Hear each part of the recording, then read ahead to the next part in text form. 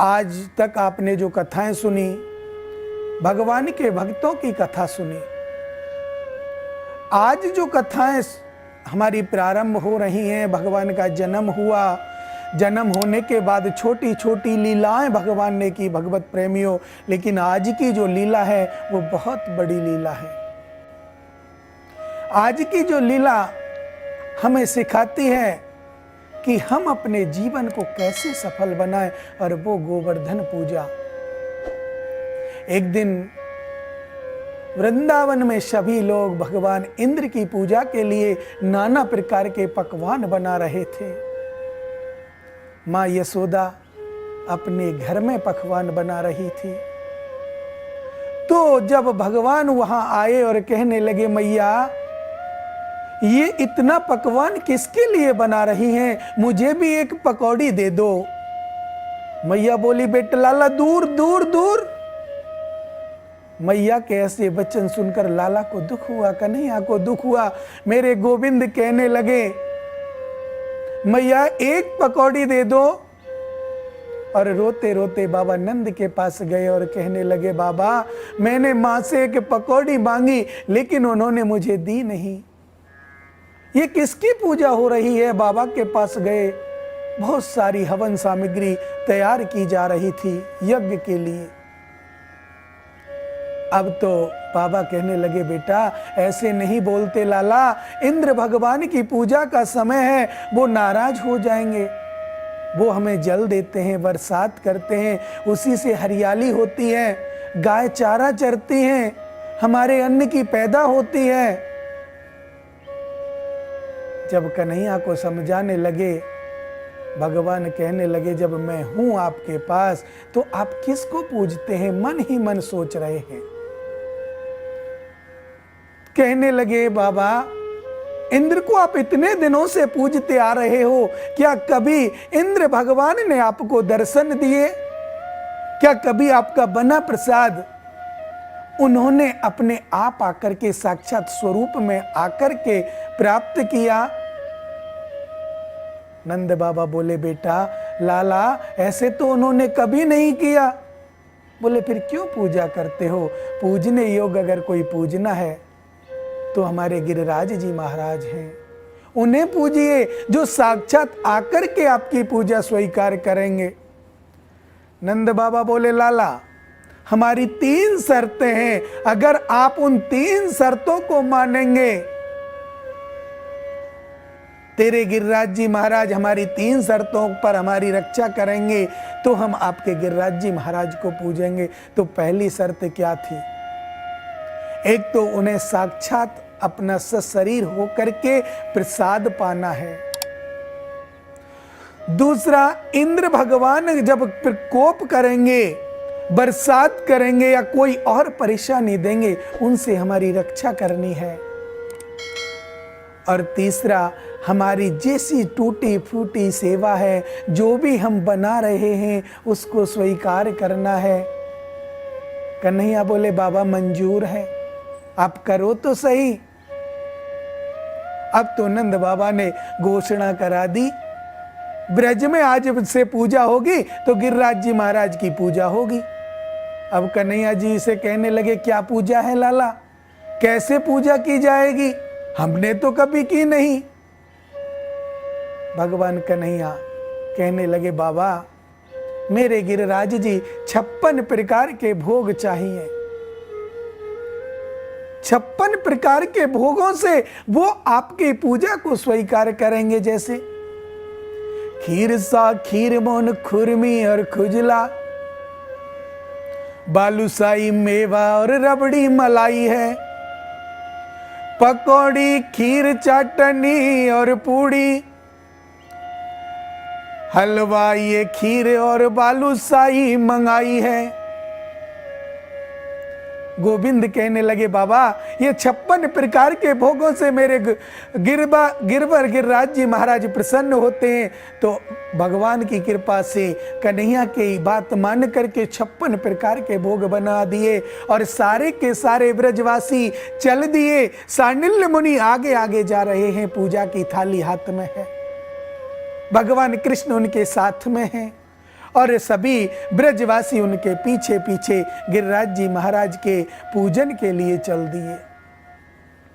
जब उन्होंने पूजन करना कहा, कैसे करें? बोले पहले स्नान कराना है। वृंदावन से 7 कोस की दूरी पर हैं गिरिराज जी। अब जमुना जी से पानी लाएं और स्नान कराना है तो कैसे लाएंगे? सुबह से शाम हो गई, लेकिन गिरिराज जी का एक पग भी गीला नहीं हुआ। भगवत प्रेमियों, जब नहीं हम स्नान करा पाए तो भगवान कृष्ण से कहने लगे, लाला तेरो गिरिराज जी तो बहुत बड़ो है, इसको कैसे स्नान करा? इसका तो एक नख भी गीला नहीं हुआ। लाला हम जब तो करा सके जब तू जमुना जी है यहां लिया आवे। भगवान ने कहा, आंखें बंद करो, और अपने मन से गंगा जी को वहां प्रकट किया। उन्हीं का नाम आज मानसी गंगा के नाम से जाना जाता है। बोलिए मानसी गंगा की जय। अब तो मानसी गंगा प्रकट हो गई, स्नान कराया। अब नंद बाबा कहने लगे, लाला तेरे गोवर्धन महाराज से कहे ना प्रकट हो, भोग प्राप्त करें। लाला कहने लगे, बाबा आंखें तो बंद करो। सब लोग आंखें बंद की। आंखें बंद, धूमधाम से शोरगुल हो रहा है, बाजे नगाड़े ढोल बज रहे हैं। बाजे नगाड़े बजते हुए की ध्वनि इतनी तेज कि इंद्र भगवान को सुनाई दी, और इंद्र कहने लगे, ये क्या हो रहा है ब्रज में? तो आपको पता है एक व्यक्ति ऐसे भी है जो इधर की उधर उधर की इधर करते हैं, जानते हो आप लोग। नारद जी कहने लगे, महाराज आज आपकी पूजा समाप्त, अब ब्रज में आपका कोई महत्व नहीं है, अब तो गिरिराज जी की पूजा हो रही है, सब लोग मस्त हैं। इंद्र भगवान ने देखा, क्रोध किया और मेघराज को बुलाया कि जाओ इतनी बरसात करो ब्रज में, इतनी बरसात करो ब्रज में कि कोई भी जगह खाली ना रहे, पानी ही पानी हो जाए। इधर भगवान से जब नंद बाबा ने कहा कि भैया तेरे गिरिराज जी को प्रकट करो, तो भगवान ने कहा आप आंखें बंद करो। जैसे ही आंखें बंद की, भगवान ने एक अपना स्वरूप गोवर्धन महाराज पर स्थापित हो गए, चतुर्भुजधारी, और बोले, लाओ ब्रजवासियों, लाओ ब्रजवासियों, और भोग लेने को प्राप्त हो। सभी प्रसन्न हुए। देखिए गिरिराज जी महाराज की कृपा, आज साक्षात भोग पा रहे हैं। मन में बड़ा प्रसन्न था, और सभी ब्रजवासी खाना खिला रहे हैं, भोग लगा रहे हैं। लेकिन उनमें एक मधुमंगल नाम का सखा था। अरे लाला, अरे कन्हैया, एक बात तो बता, तेरो ही बाबा सबे खा जाएगो, कछु छोड़ेगो भी है तो? मधुमंगल ब्राह्मण का लड़का था। 7 दिन हो गए लगातार भोजन चल रहा है। इधर इंद्र बारिश करने के लिए जब बादल आए, इंद्र भगवान के मेघ बारिश हुई, ब्रजवासी दौड़े दौड़े भगवान कृष्ण के पास आए और कहने लगे, कन्हैया बचाओ बचाओ। जब मेरे गोविंद ने शेषनाग को आदेश दिया, जाओ, जब मैं गोवर्धन को उठाऊं आप बांध बना लेना। भगवान ने कन्नी उंगली के नख पर गोवर्धन महाराज को उठा लिया, और उठाने के बाद कहा, ब्रजवासियों अंदर आ जाओ, गोवर्धन के नीचे आ जाओ। सभी ब्रजवासी उसके नीचे आ गए, और शेषनाग जी ने पूरा बांध बना लिया। इंद्र भगवान बारिश कर रहे हैं, बारिश पे बारिश कर रहे हैं। पानी ब्रज में कहाँ गए, कैसे जाएगा? तो भगवान ने प्रार्थना की अगस्त मुनि से कि आओ अगस्त मुनि जी जल ग्रहण करो। तो एक तरफ तो अगस्त मुनि जल पी रहे हैं, और एक तरफ भगवान का सुदर्शन चक्र जल को सुखा रहा है। 7 दिन 7 रात अविराम इंद्र ने बारिश की। और फिर कहा कि जाओ देख तो लूं ब्रज में क्या हो रहा है। जैसे ही अपने दूतों को भेजा, देखा ब्रज में तो धूल उड़ रही है। मेरे गोविंद की कृपा ऐसी है, बोलना पड़ेगा जय श्री कृष्ण। जय श्री कृष्ण बोलने में कंजूसी नहीं करनी चाहिए। धूल उड़ती देख करके मेघराज जब गए और कहने लगे इंद्र से, भगवान वहां तो धूल उड़ रही है, पानी तो है ही नहीं। अब तो बड़ा अचंबा हुआ। इधर जब गोवर्धन उठा रखा था भगवान ने, तो ग्वाल वालों ने कहा लाला आप अपनी उंगली हटा लीजिए, हमने लाठी डंडे लगा रखे हैं। कन्हैया कहने लगा आपके लाठी डंडों में इतना जोर नहीं बाबा जिससे आप इसको रोक सके। बोले क्या तू यूं ही सोच रहा होगा कि हमने ही रोक रहा क्यों है, हमने भी अपने अपने लाठी लगा रखी है। भगवान ने सोचा थोड़ा दिखाई दूं, थोड़ी सी उंगली को नीचे किया, जिनकी लाठियां पट पट पट टूट गईं। ब्रजवासी कहने लगे लाला रोक, लाला रोक। भगवान ने फिर उंगली पर धारण कर लिया।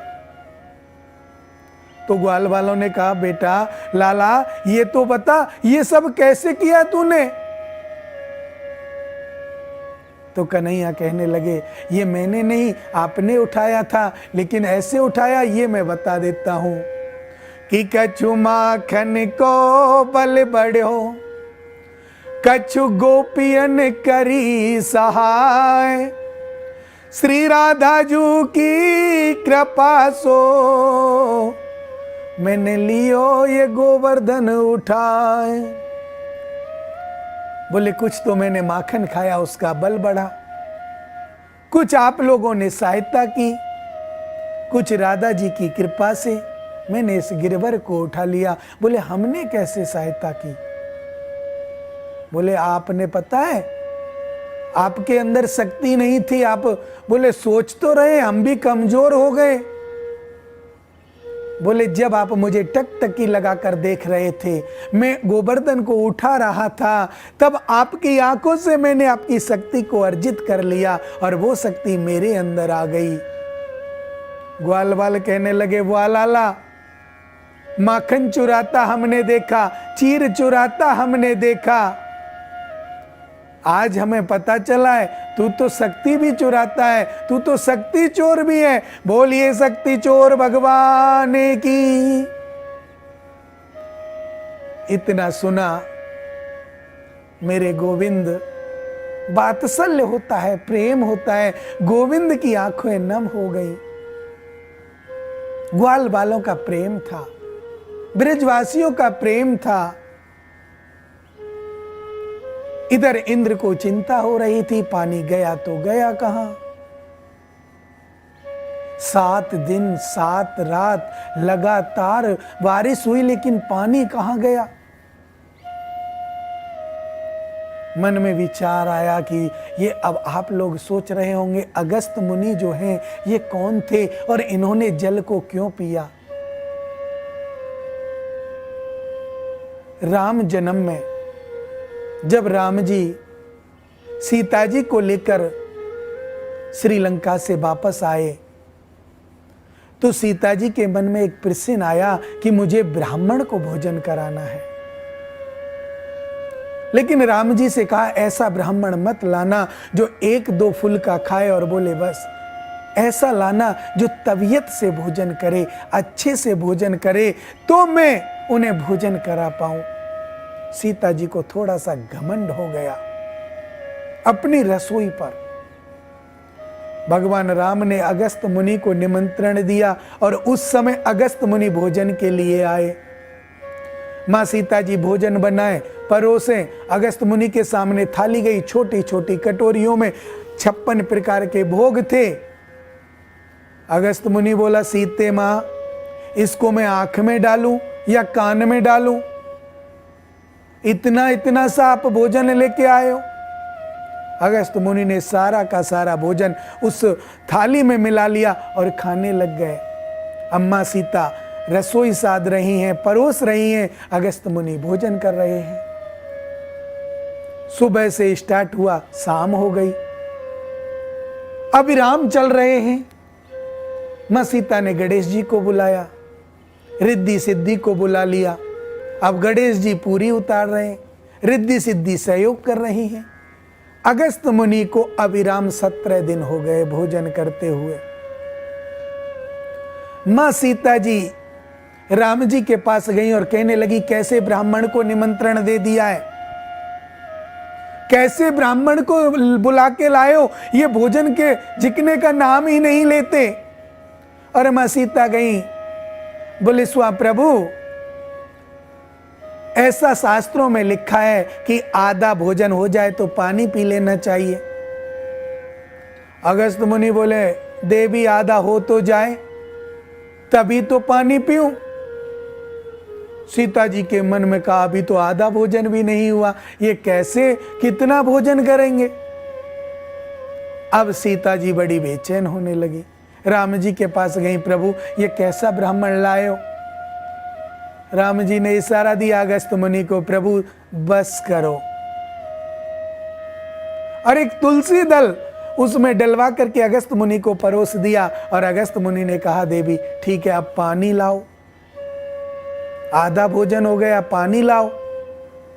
राम जी कहने लगे, महाराज आप तो बड़े संत हैं, ऋषि हो, आप इस युग में भोजन करते हो और अगले युग में पानी पीते हैं, तो अभी मैं आपको पानी, अब जब आप भोजन इतना करते हैं तो पानी कैसे पिलाऊं। द्वापर में मैं कृष्ण जन्म लेके आऊंगा, गिरिराज पर्वत को उठाऊंगा, इंद्र कुपित होकर वर्षा करेंगे, तब आप पानी पीना।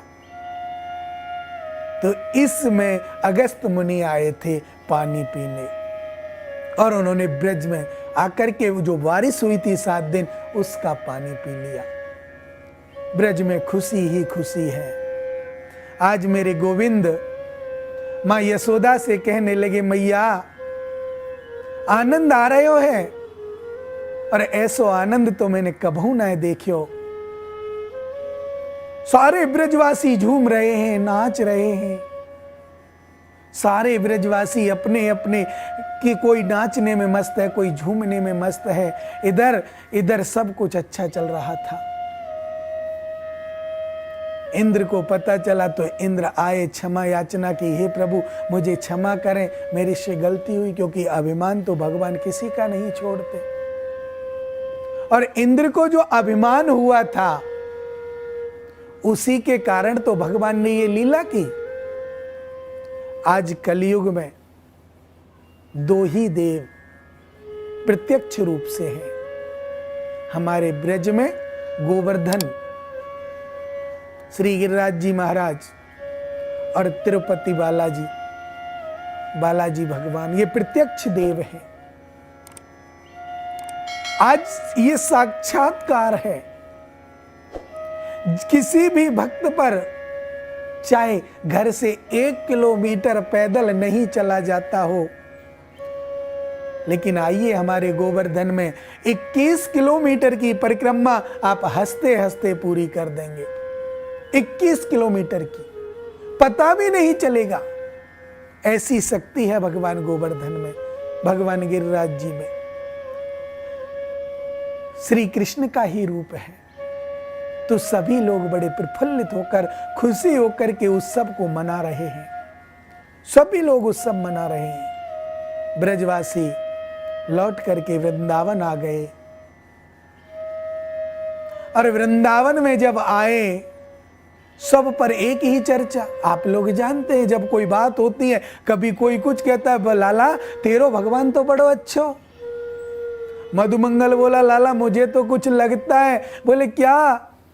बोले बाकी जो नाक ही ना, वो सेम तेरे जैसी थी, बाकी आंख तो तेरी ही थी।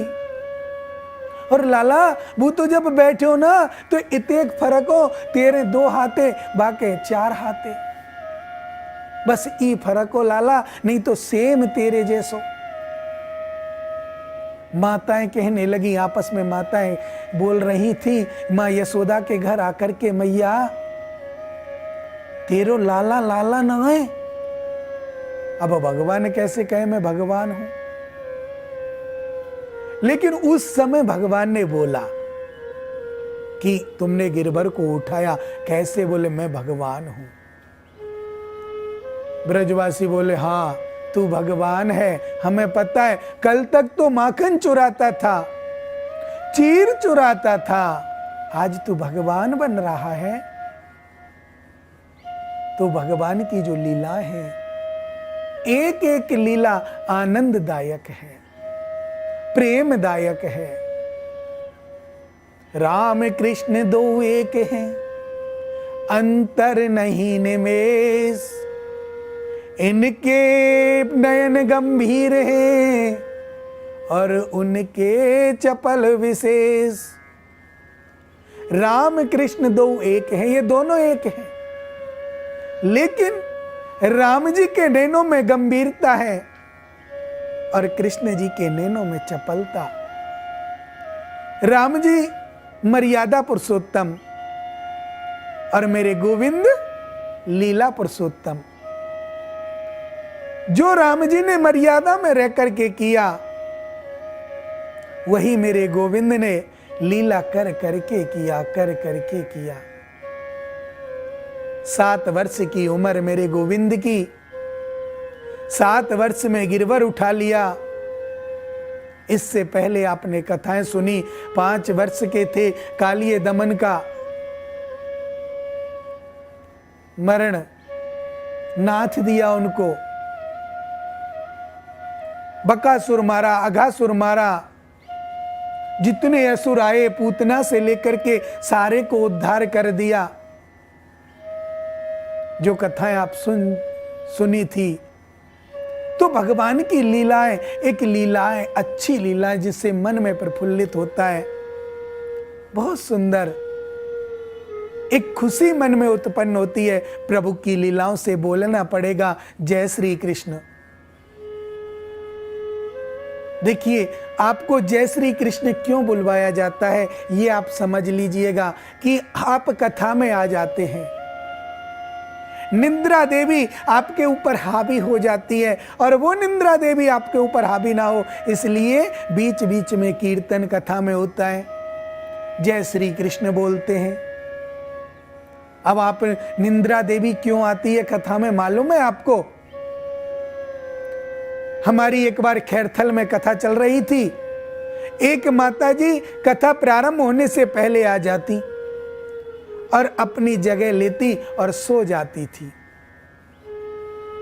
कथा जब संपन्न होती, हम जयकारा लगाते, बोल वृंदावन बिहारी लाल की जय।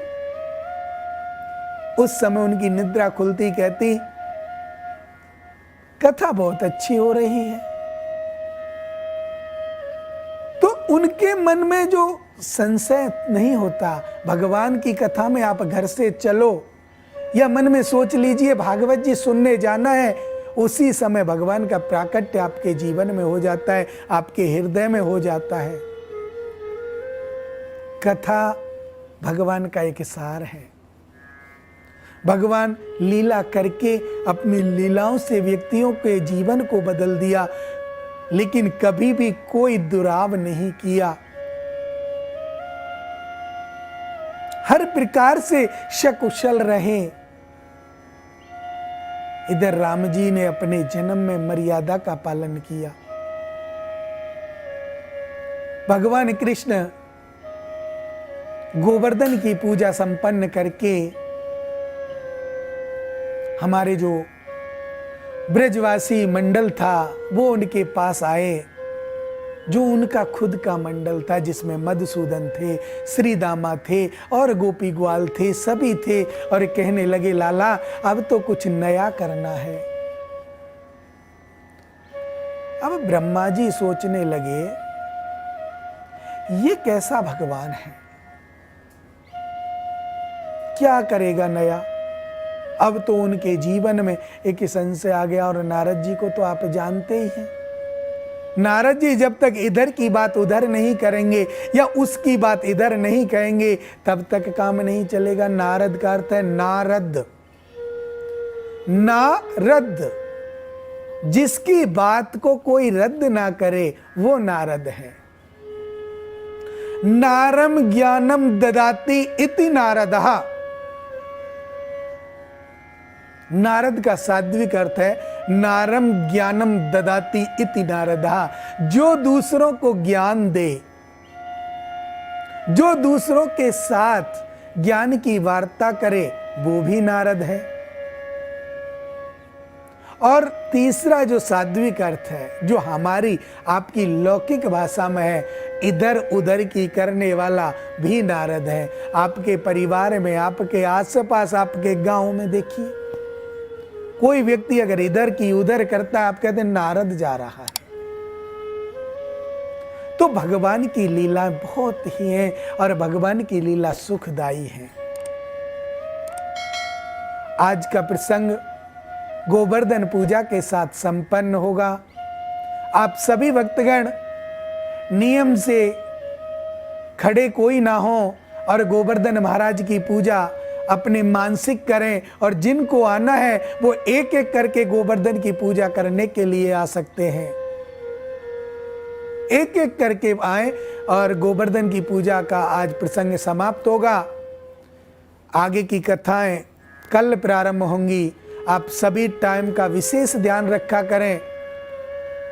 अपने गृह कार्य से निवृत्त होकर के कथा पंडाल में टाइम से आए, जिससे कि भगवान की कोई भी कथा, कोई भी लीला आपसे वंचित ना रहे और भगवान का आशीर्वाद सदा आपके पास आए, सदा आपके जीवन में भगवान का आशीर्वाद बना रहे।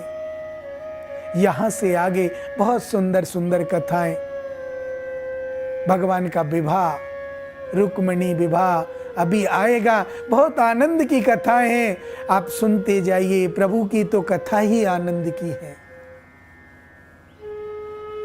सभी मिलकर के जयकारा लगाएंगे, बोलिए श्री वृंदावन बिहारी लाल की जय।